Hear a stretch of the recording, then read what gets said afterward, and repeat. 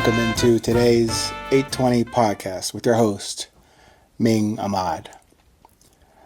This is to help you, to remind yourself and myself of the time.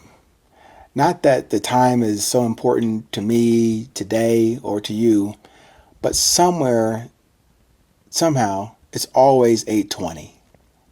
So the reason I'm saying it today is because it's important to say or set the frame, set the format, set the story about why we're having this discussion today. Another urgency meeting about resilience. And we'll get into the subject today in a moment. But sometimes we get into the practice of saying what coulda, woulda, shoulda been, could have been there, could have done this. But then we lose focus on what's important right now, in this moment. Easy to say, yeah, want to be faster, stronger, thinner, lighter, taller, have more hair. But that distracts us from what is essential to each of us today. Even though we're not in the same room together, not in the same space. But yes, it is 8:20 where I am and where you are. And hopefully this discussion right now is as helpful to you as it is to me. So the important part of this discussion today, and I probably will get into the main part of the conversation about now versus yesterday, or now versus the mystical time of tomorrow, which never comes.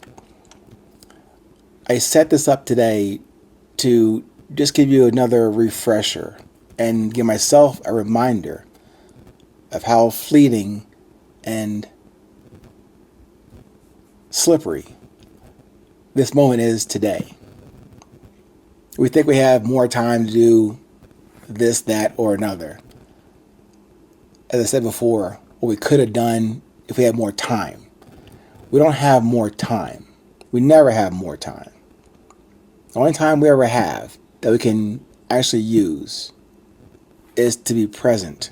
Now, that's easy to say. Very easy to say, hard to do in practice. Meaning, if you just lost your job, if you just got fired, if you just lost the money you had in your pocket 2 days ago and don't know where it is, if someone you love has passed suddenly or even expectedly, it's done. You can't go back and revive them or reinstitute something you thought you had. We never had anything. What we do have in this present moment right now is that very breath you're breathing right now. That very small, faint, but quite important heartbeat in your chest right now. That's all you have. Now, certainly, would it be easier or better to have, millions of dollars in your pocket or in the bank, or have a Rolls Royce parked outside your door right now? Yeah, I guess it would be. But would that make you any more viable? Would it make you any more human if you had all those things outside of you? I'm saying it sounds good, but really, is it? What's good is what's inside of you right now. I know it's difficult to say that when you're living under a bridge, or you're flat broke, or went bankrupt, or your wife, your husband left you, or your family dismissed you. Easy to say that as a good mantra, a good meditation to recenter you on you. But it's important to not need those kind of like impetuses, those kind of like motivations or challenges or failures, if you must say that, to refine or reset, not your mind, reset your heart on what you still have, what's still important to you. I know it sounds very simplistic, maybe even elementary. that all you have is you right now. That's not selfish.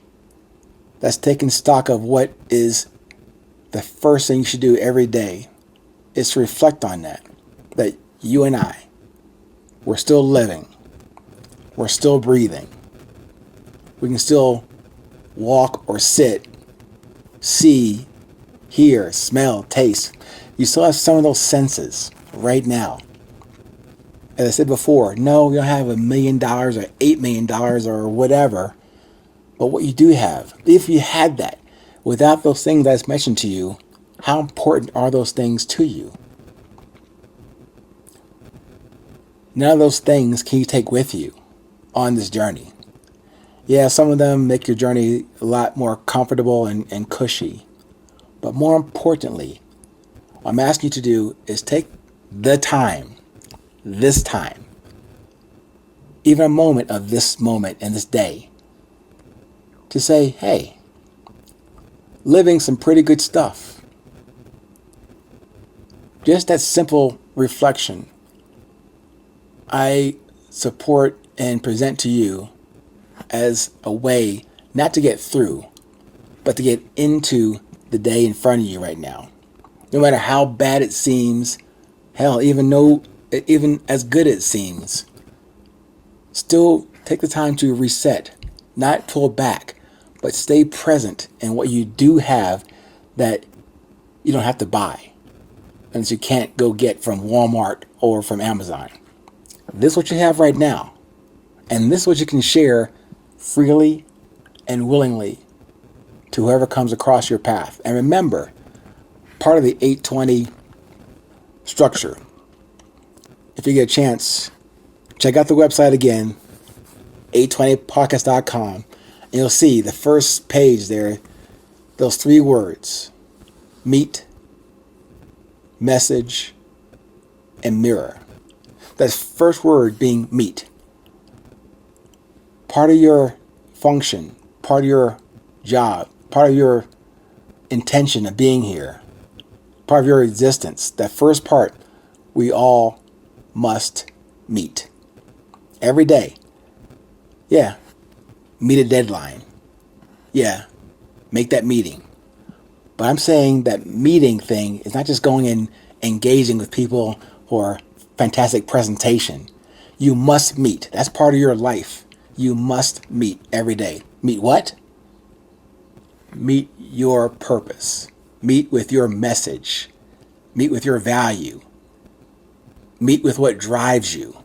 And then whoever you meet, whoever you encounter in a store, at the gas station, on the job, or just in travel, or in walking through the woods, you're going to encounter life, nature. More importantly, encountering you and who and what created you. So, take the time that you've been given, not the more time that you want.